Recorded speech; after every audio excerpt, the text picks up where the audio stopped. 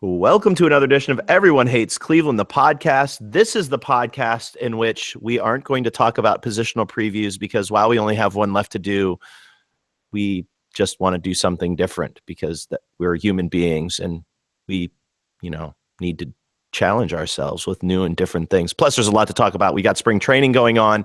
And while there are lots of other Indians podcasts out there, you need to listen to this one because we have more fun and we talk about beer on occasion and we yell and scream and we actually sound like we do this because we've done, I don't know, Mike, we're probably closing in on 150 of these, don't you think?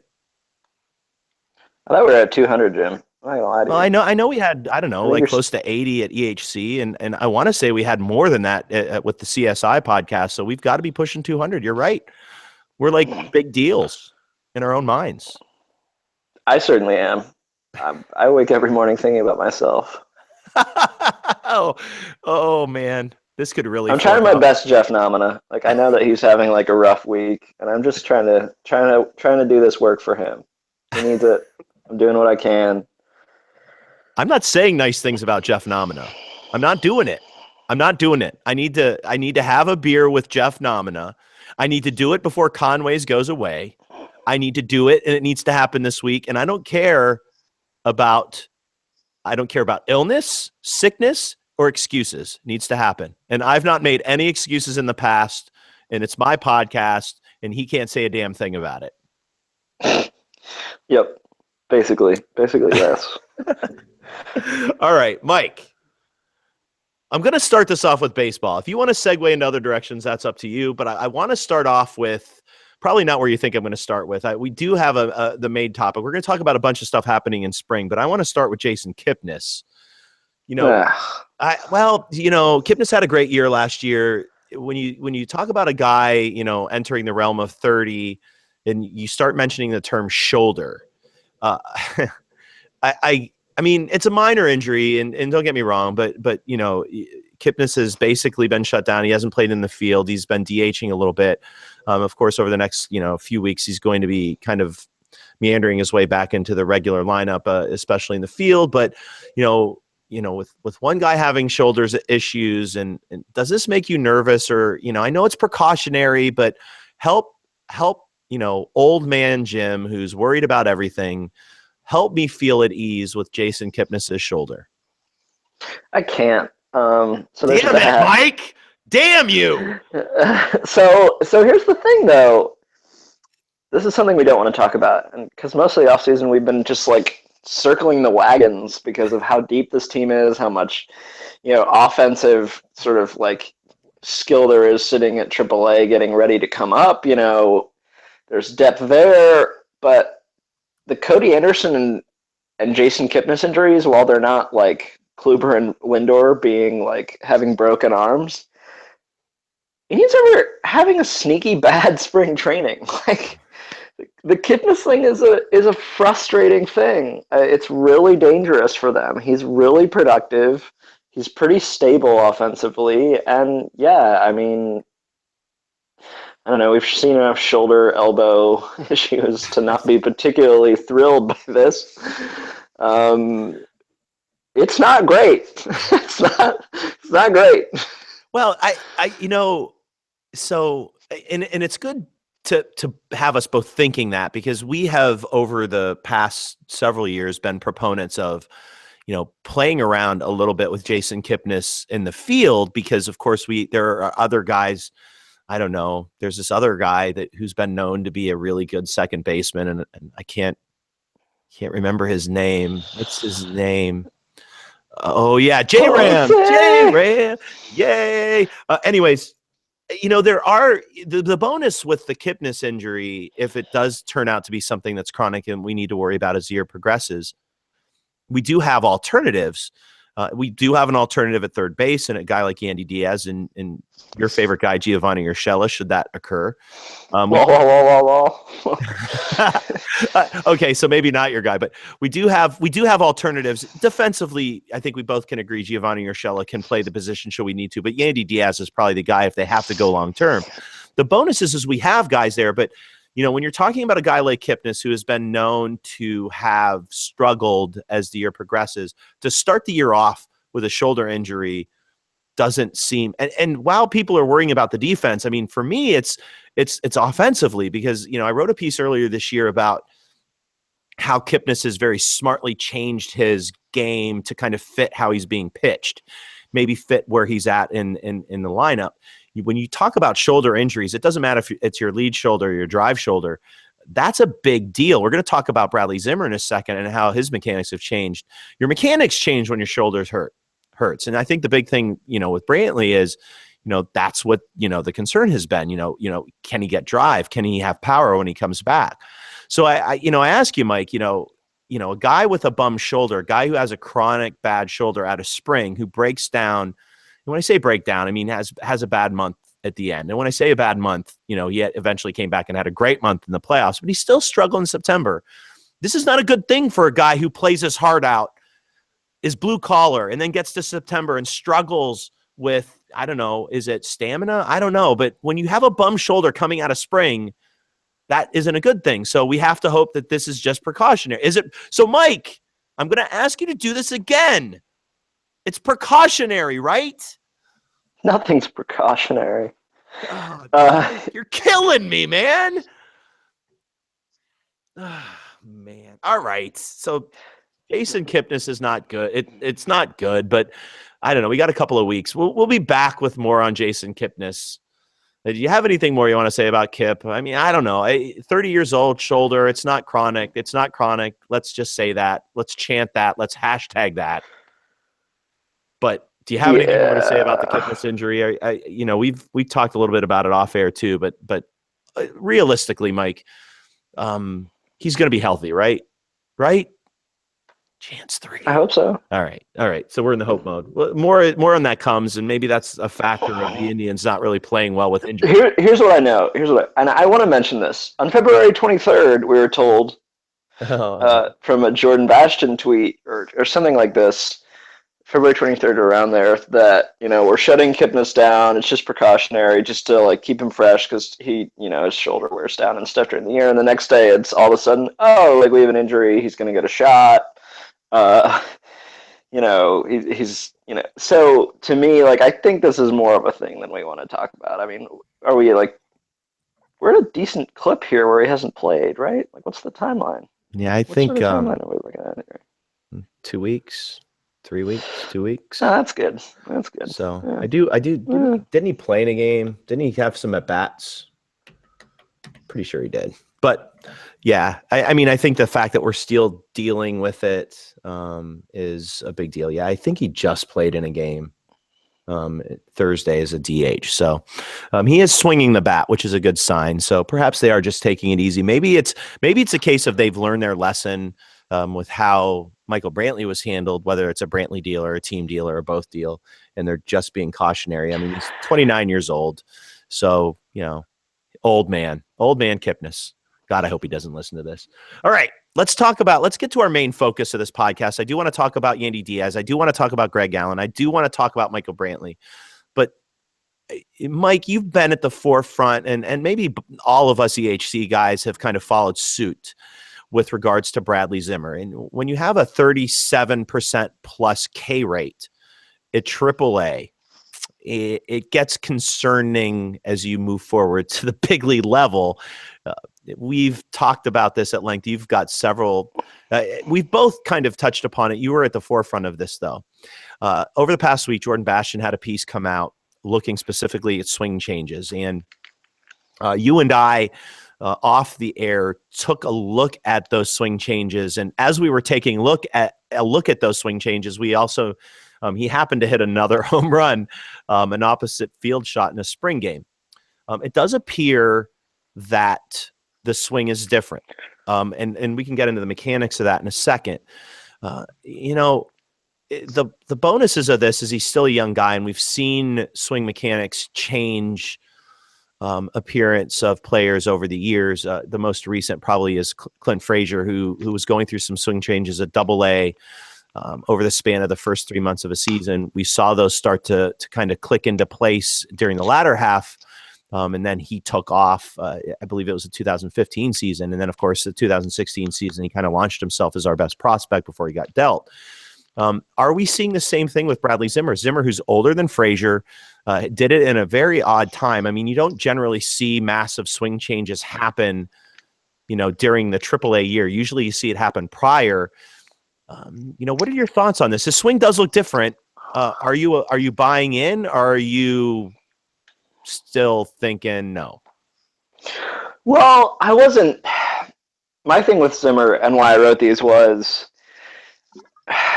man, I just want some nuance in the world. That's all I want. Like, come on. Well, and you weren't alone. I mean, we joined in. Yeah, and everybody hopped on, and it was just sort of saying look, Zimmer has some really cool tools, but also this is a huge risk thing that he needs to curb, which is why he's going through this swing adjustment. And so I'm stuck on this island where I don't feel like I'm an island. To me, I feel like my point was, unless this gets curbed, it really sort of sets a pretty tough ceiling on what is a really good tool set. I mean, he has a ton of power. He's really athletic. I think that can really play up. But you talked about it, and I think I'm becoming more and more optimistic than I have been in the past on Zimmer's ceiling. I've always sort of liked that power floor at an outfield position. I think you hit 20 home runs, play right field, okay, you're gonna be fine. You walk a little bit, you're gonna be. But I think this sort of changes sort of my thought process as to what his ceiling could be. I think it sort of raises it. And the adjustment's been good so far. We have a super small sample, but he has 5 Ks and 30 PAs in spring training versus striking out. Normally he'd strike out about 12 times in 30 PAs. So that's positive. And once we get to 60 PAs, I think we can sort of, that's when K percentage sort of stabilizes. But, I think Zimmer has looked like he had much better control of the bat head and so far. And I think you can talk about, one of the things I noticed, Jim can talk a lot more mechanically than I did, but I think his base looks a little bit better. I think he starts a little more open, which is sort of a big key, and he just looks more in balance. But I think there's some rhythmic stuff that you can talk about that I think would be really insightful. Yeah, and we're gonna and just to kind of put it out there, Bastian wrote the piece 3 or 4 days ago, and Mike and I are planning on kind of following up on Jordan's piece, which we'll make sure to link said piece to ours to kind of take it to the next level. But I think if you look at his swing, while it's a lower body change, I mean, you see changes, as you mentioned, Mike. He's opened up in the stance, which is the lower body piece, kind of that trigger mechanism. His hands start off lower. And what's amazing about his swing is if you look at his swings, and you made a great point as we looked at it, and like I said, we'll reference Jordan's piece in this podcast. We'll also reference it in the piece that we have coming out next week when WFNY's preseason preview starts on Monday. But I think the thing that you need to notate about the swing, Mike, and you noticed it right away, is that the first tweet that Jordan sent out, we were looking at an inside pitch and an outside pitch. And was his army swing, where he looked like he was using more arms, just a factor of where the pitch was thrown? That Akron video, or the Akron photo shots that he had in that tweet were an outside pitch, and it looked very much like it was perhaps even an off-speed pitch, and it looked all arms. The irony is, as you and I were kind of bantering about that, we got to see what his swing looked like through an outside pitch as he took a fastball away to the opposite field, and and it looked exactly like the swing that we saw in another Jordan Bastian tweet, an inside pitch that he had taken this spring deep as well.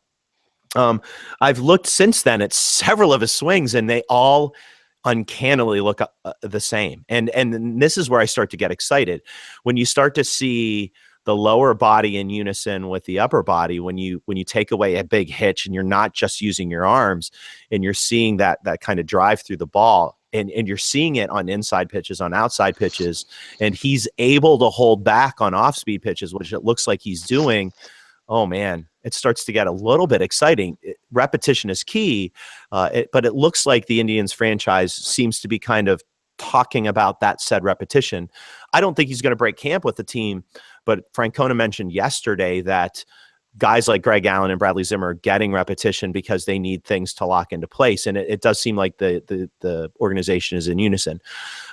Obviously, we'll be able to talk a lot better on paper about this, because without being able to see it in a podcast, it's hard to kind of talk about the exact mechanics. But if you watch his swing, watch how that outside step moves in, watch how he lifts his leg as a kind of to kind of counterbalance a former hitch in his swing. And that bat is so smooth now. Whereas before he was 100, almost, I would say 80% arms, 20% body through a swing. And he just looked, in comparison, kind of foolish in previous years. So it'll be fun watching this as it develops, Mike. And listen, let's be honest. I mean, you mentioned his power. You mentioned, a guy that plays in the outfield, potentially as a right fielder, but this guy also has plus speed. If he can put it all together, you start thinking about a tall guy who can play the outfield. Now, he's not Grady Sizemore. Let's just get that out there now, because that's going to be the comp that people have, because he's a tall center fielder right now. But, he certainly is probably going to end up playing right.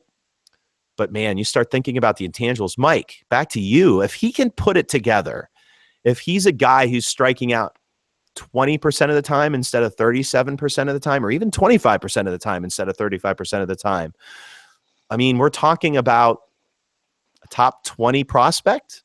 And I'm not talking about the Indians. I'm talking about Major League Baseball.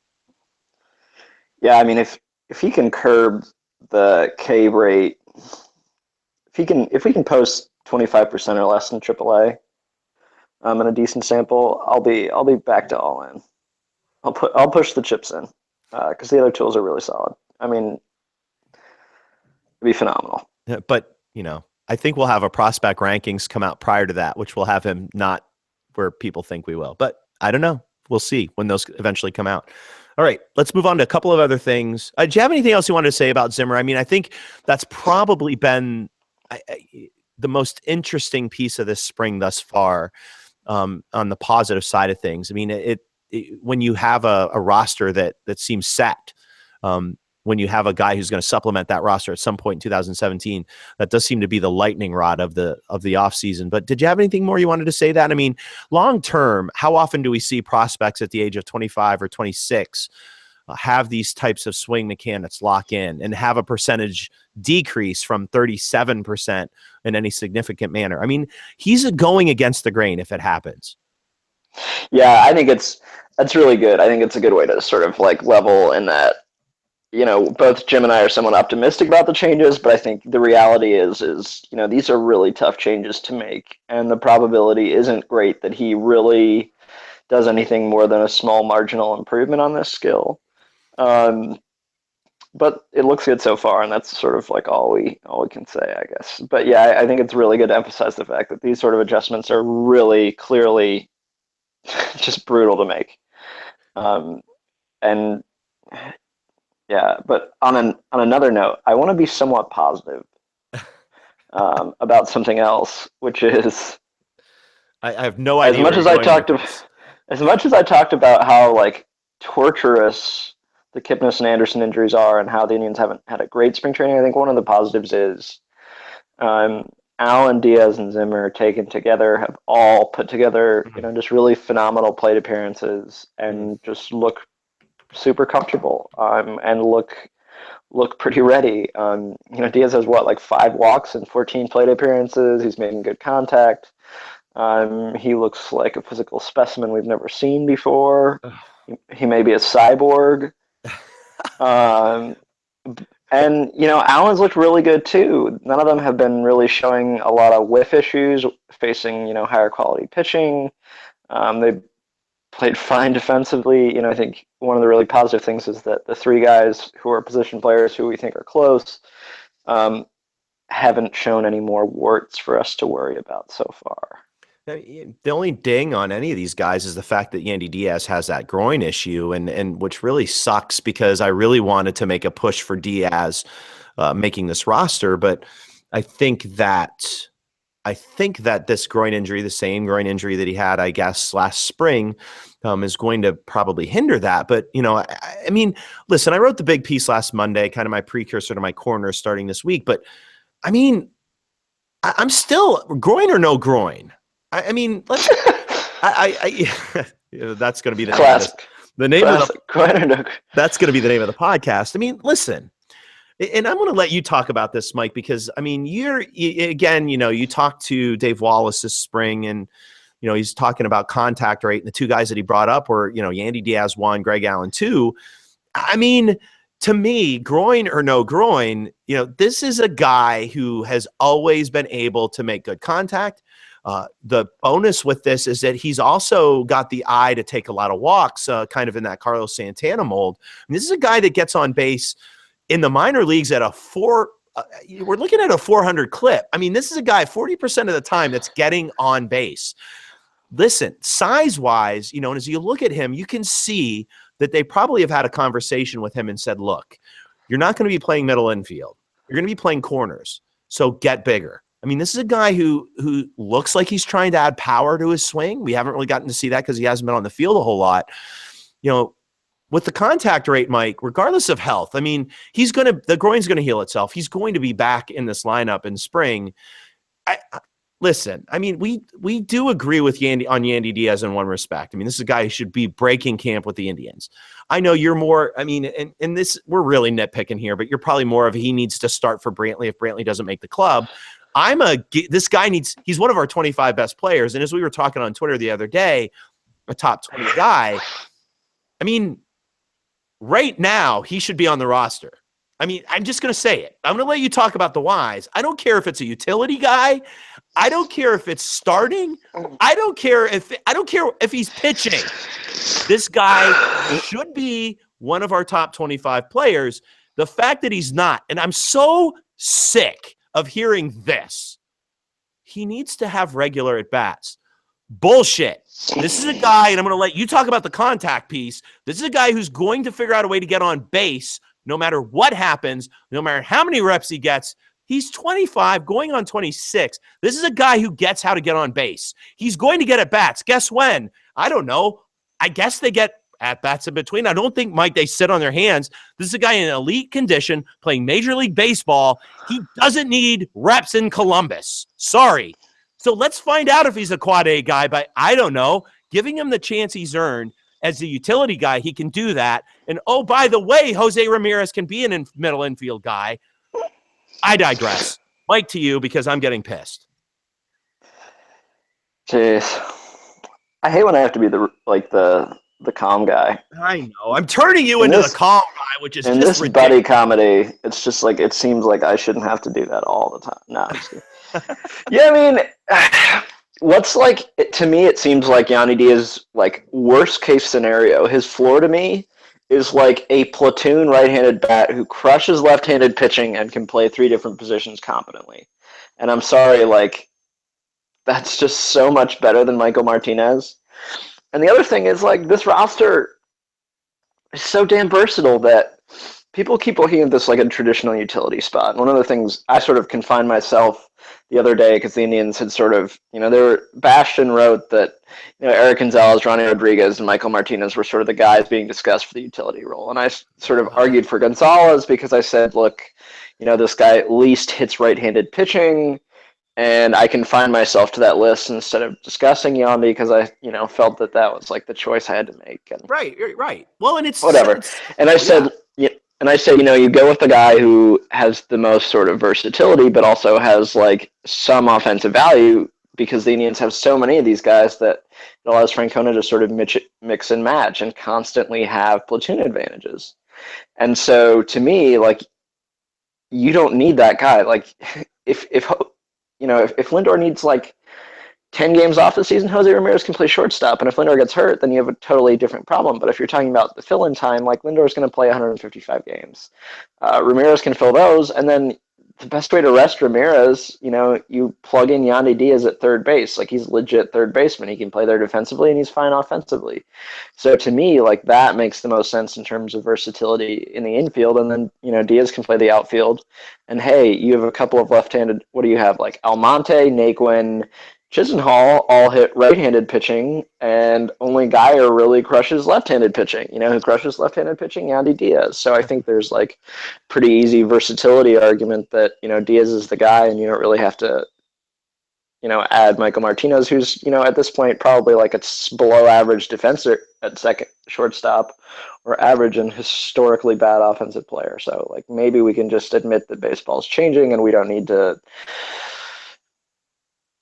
John McDonald anymore. Like the John McDonald role doesn't exist on this Indians team because they're so damn versatile. Yeah, well, and and that's the thing. I mean, I think at the end of the day, I keep getting he's not good defensively. And I mean, if you read my piece from last Monday and even in your piece, Mike, where you were making the case for Egon, I think, who has ever said that Yandy Diaz can't play third base defensively? I mean, who? Like, we get these random media heads talking about it. Occasionally you'll get, in Francona's defense, when he said it, it seemed like he was talking about the outfield, which is fair because he's played less than 60 games in the outfield in his life. Now it's probably more taking into winter ball. But, I mean, the guy can play third base. I've seen it. I've seen it with my own two eyes. And I'm sorry, if you don't believe me, believe all the managers in High A, the High A Carolina League, believe all the managers in the Midwest League where he played with Akron. It's every league he's played in as a strict third baseman. They've said he's good defensively. I mean, I'm not making this up. He can play third base defensively. And yes, Jose Ramirez isn't our best shortstop, but he's definitely serviceable. And of course, as you mentioned, heaven forbid Francisco Lindor gets hurt. In that case, then you have Gonzalez down there to bring up. But Yandy would already be here. He's going to get regular bats. I mean, if Yandy Diaz makes this roster, 3 games a week, 4 games a week, Mike? 4 easy. Yeah, I mean, again. 4 easy. Yeah, so you start talking about the outfield and who Yandy Diaz should be out there ahead of. And I mean, I'm not going to name names right now. I could. But there are guys out there that regularly that I would probably rather have him there instead of in the outfield. Now, maybe not defensively. I haven't really seen him out there a lot, so I don't know that to be true. But, again, as you said on Twitter, Mike, what is he, the 20th player on our roster? He's not the 25th guy. And, we don't need 25th guys anymore because we have Jose Ramirez, who's probably eyeballing a whole lot of money if he has another really good season this year, but that's for another day. I want to wrap things up, Mike. I promise I keep it short. I do want to touch upon one thing, and I was going to write pieces about this, but I think it's better left unsaid since it's probably not going to happen. Should the Indians be signing Francisco Lindor and Jose Ramirez to as long a deal as possible this spring? And is it likely that their agents are saying, are you kidding me? Why would we sign a long-term deal when you guys in 4 and 3 seasons are going to be making just a whole buttload of money? We don't want you signing a deal taking you into free agency, which scares the hell out of me, by the way. What are the chances the Indians are never going to be able to sign Jose Ramirez and Francisco Lindor to long-term deals because their long-term deals are ultimately going to be massive, but the counter is risk, might get hurt. Yeah, I mean, they're both still so young. Like, honestly, you're telling me you can't flap like $50 million in front of their faces and get it done? Like, Lindor, like, I get it, but he's 4 years away from the free agent market, or is he 5? Like, if I was 23 years old and somebody said, you know what, we're going to lock in $50 million for your lifetime earnings at the very worst, I'd be like, oh, okay. Cool. So yeah, I think they should still be able to get it done. I'd like to see them be really aggressive. Like,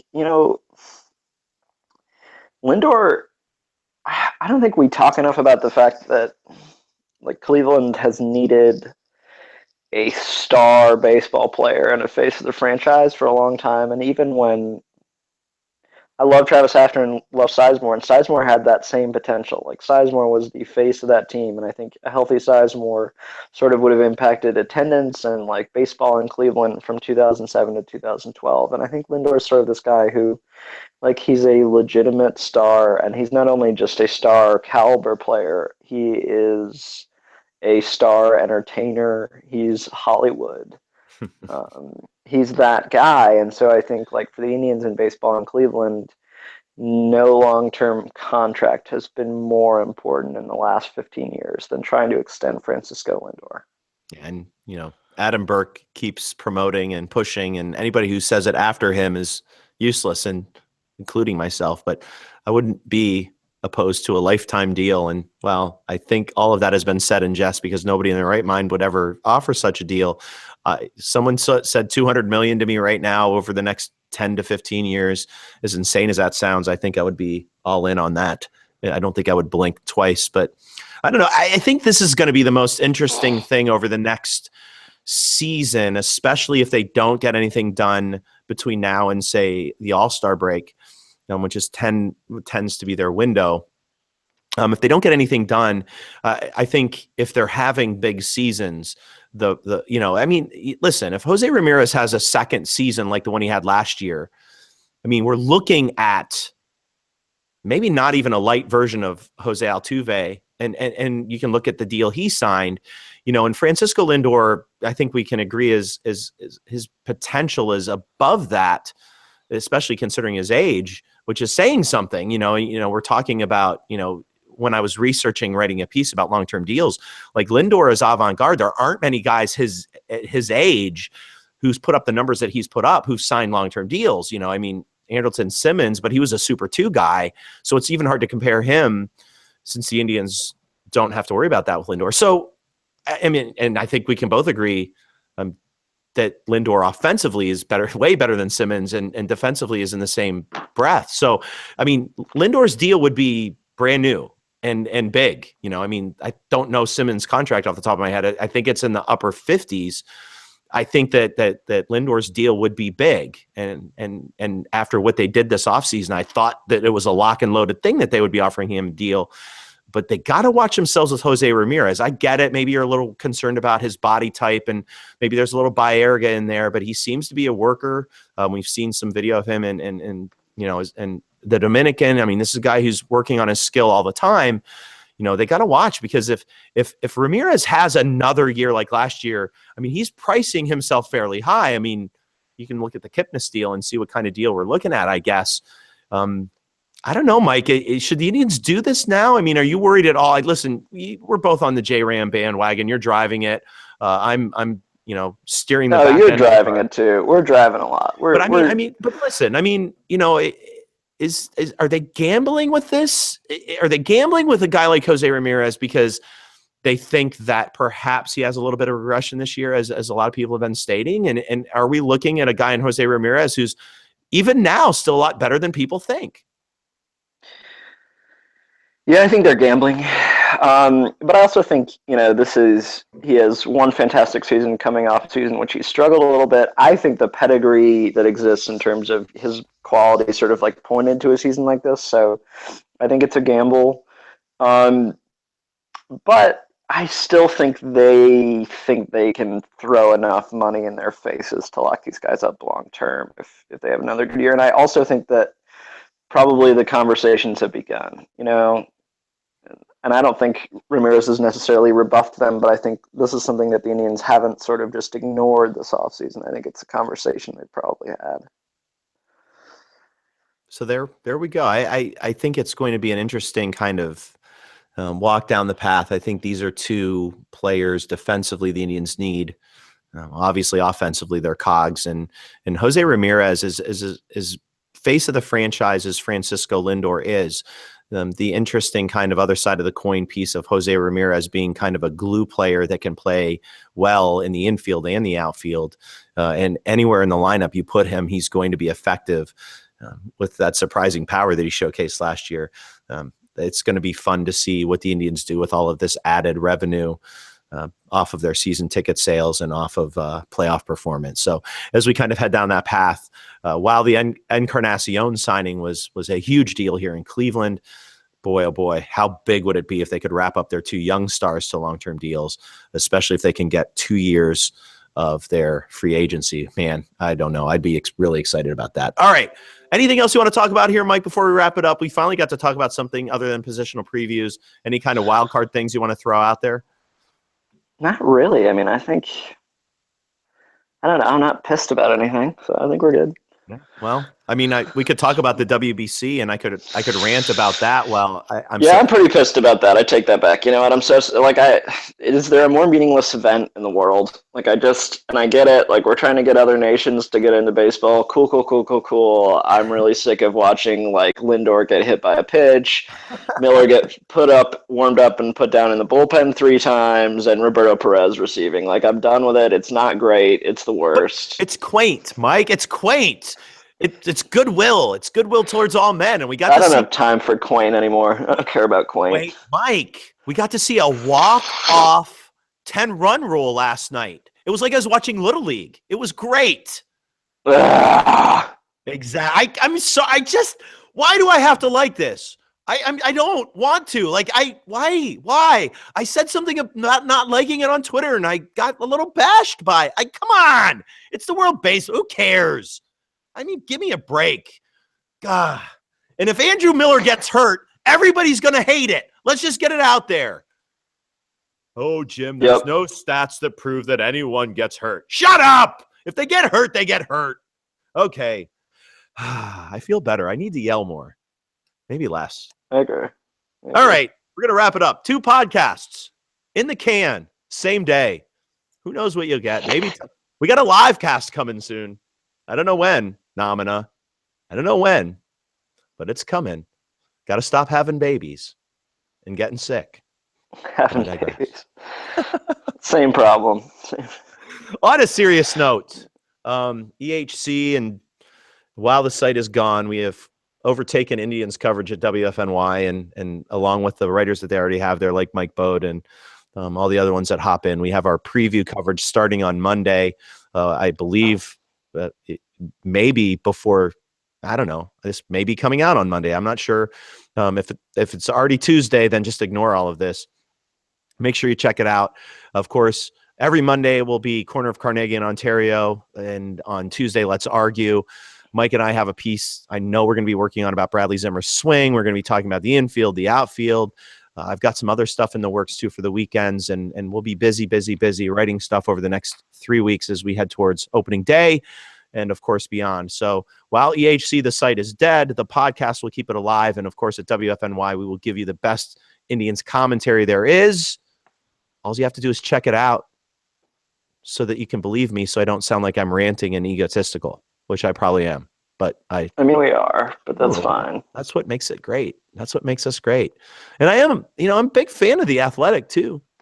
Yeah, I'll probably bleep that out. I like it when they write their own content. And that's true. Yeah, check them out too. I'm definitely going to not have that in this podcast, but all right. We're going to close shop here at EHC, the podcast. We will be back talking about bullpen and anything else that pisses us off coming up soon. Happy spring break, Mike. Thanks.